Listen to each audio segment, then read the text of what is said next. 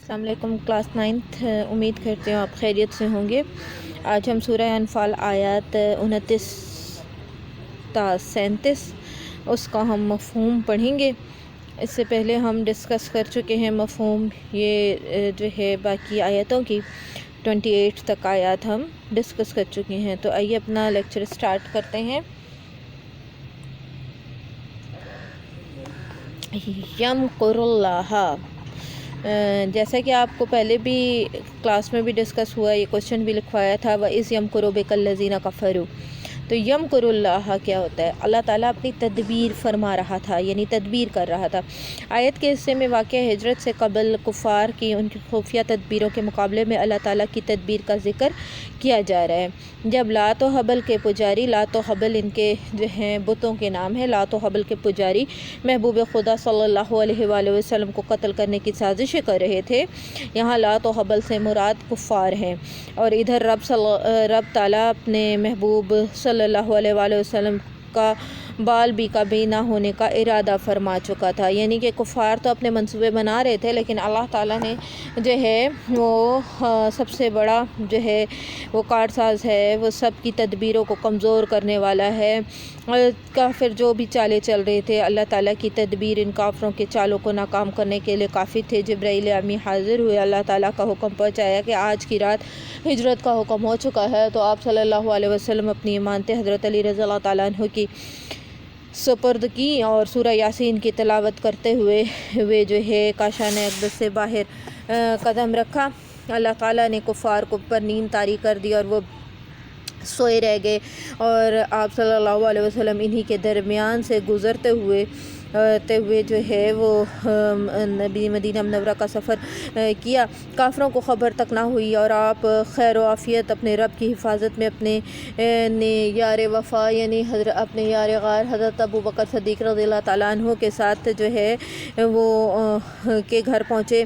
یہاں اسی تدبیر کا ذکر کیا گیا ہے، یمکر اللہ، اسی تدبیر کا ذکر کیا گیا ہے کہ کافر تو اپنے منصوبے بنا رہے تھے، لیکن اللہ تعالیٰ نے تدبیر کی اور نبی کریم صلی اللہ علیہ وسلم کو ان کی چالوں سے محفوظ رکھا، اور انہی کے درمیان سے گزر کر آپ صلی اللہ علیہ وسلم نے مدینہ منورہ ہجرت کی۔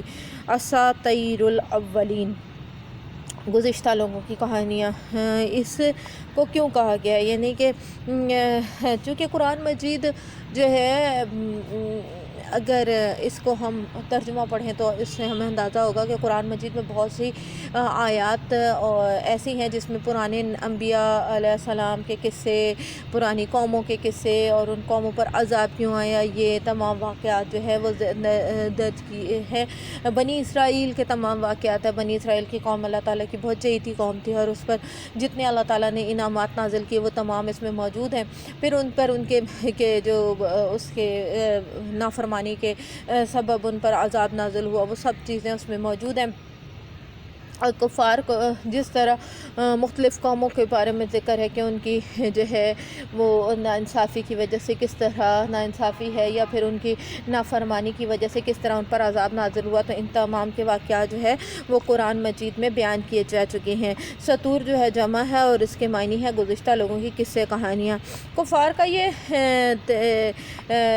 جو ہے طریقہ کار تھا کہ جب بھی کبھی قرآن مجید میں کوئی سابقہ نبی کی قصہ بیان ہوتا، کوئی کسی امت کا واقعہ نازل ہوتا، تو کیا اٹھتے تھے کہ یہ ہے ہی کیا ہے، اس میں یہ تو گزشتہ لوگوں کی، گزشتہ افراد اور گزشتہ قوموں اور انبیاء علیہ السلام کے جو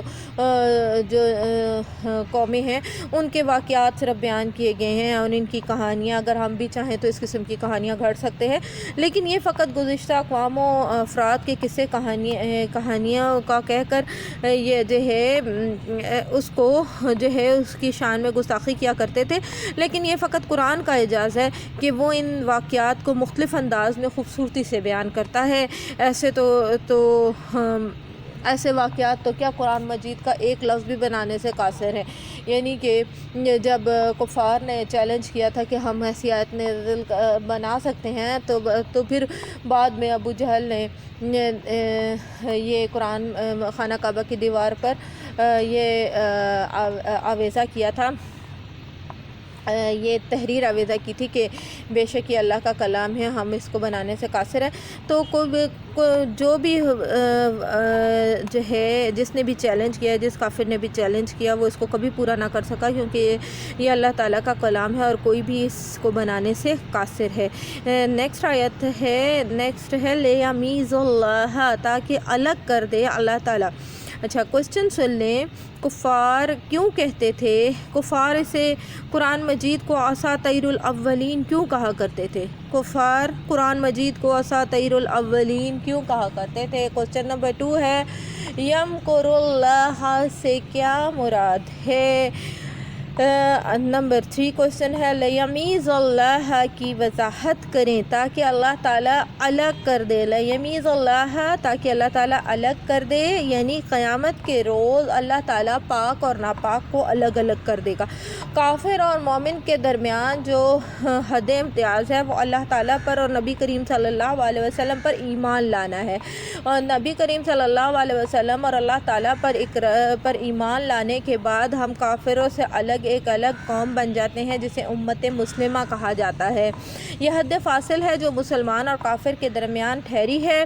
جب اللہ تعالیٰ قیامت کے دن سب کفار کو ایک جگہ جمع کر کے جہنم میں جھونک دیں گے، اس وقت انہیں پتہ چلے گا کہ دین کو مٹانے کے لیے انہوں نے کس قدر خرچ کیا اور سب کچھ رائے گیا۔